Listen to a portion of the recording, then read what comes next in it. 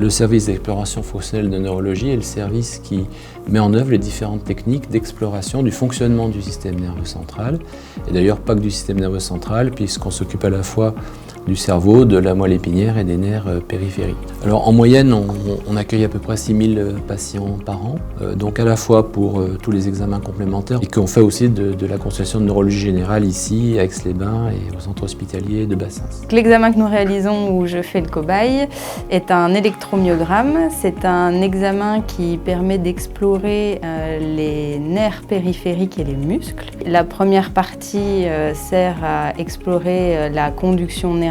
Pour ça, on colle des électrodes à la peau sur un point moteur d'un muscle et on va stimuler à l'aide d'un stimulateur électrique le long du nerf qui commande ce muscle. Ce qu'on analyse, c'est essentiellement le temps que la réponse met pour arriver et l'amplitude, la grandeur de la réponse pour voir si celle-ci est dans les normes pour l'âge et le sexe du patient. La deuxième partie de l'examen permet d'explorer plus finement le muscle.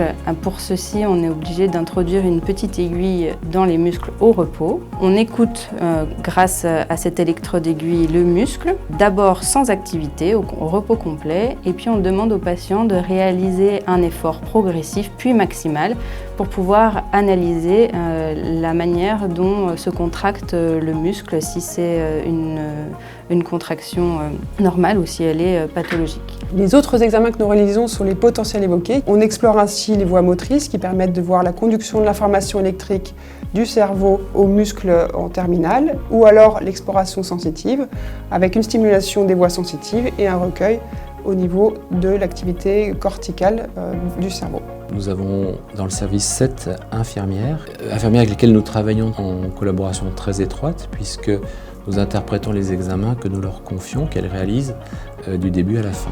Les techniciennes et les infirmières peuvent aller faire les examens au lit du patient, ce qui est extrêmement important pour tous les patients qui sont en réanimation, puisque toutes nos techniques sont très utiles pour l'évaluation, par exemple, de la profondeur et de la sévérité du coma. Même chose pour les nouveau-nés qui sont en réanimation néonatale. L'électroencéphalogramme est très important, notamment que ce soit chez les bébés à terme ou prématurés. L'électroencéphalogramme permet de déterminer le terme exact de naissance de l'enfant prématuré et permet de nous aider après à soigner l'enfant en fonction de son terme. Et puis aussi de voir s'il y a des atteintes au niveau du cerveau que l'on peut déterminer sur l'électroencéphalogramme avant les échographies transfontanellaires. Donc c'est vrai que c'est un examen très important, en plus de la clinique et en plus de la radiologie avec les échographies. Vous savez que la réanimation, par définition, ce sont des patients qui présentent des défaillances vitales. Parmi ces défaillances vitales, il y a la défaillance neurologique.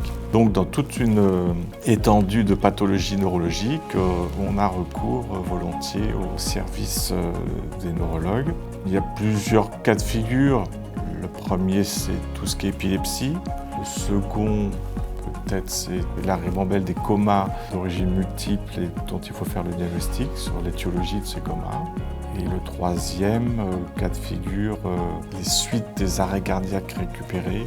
Et il faut évaluer le pronostic de récupération ou pas de ces patients. Et la place de l'électroencéphalogramme est assez déterminante.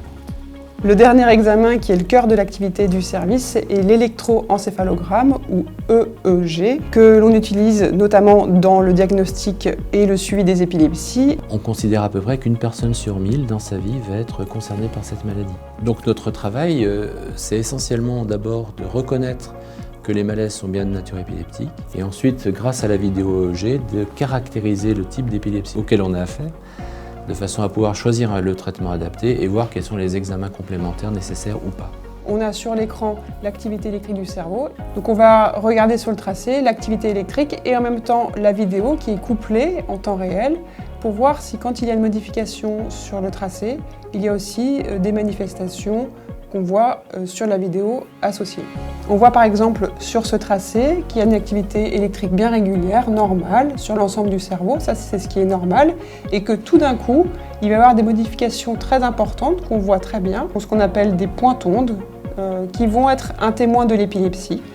À ce moment-là, on va regarder sur la vidéo ce qui se passe, L'enfant, par exemple, ici, va avoir des petites secousses des yeux et une absence. Malheureusement, parfois, les choses sont plus compliquées puisque quand on va faire l'enregistrement, on va enregistrer aucune activité anormale. Dans ces cas-là, ce sera l'interrogatoire approfondi du patient et le fait que les mêmes malaises se répètent à plusieurs reprises qui vont permettre de faire le diagnostic, associé aussi à des examens d'imagerie qui peuvent aider à faire ce diagnostic.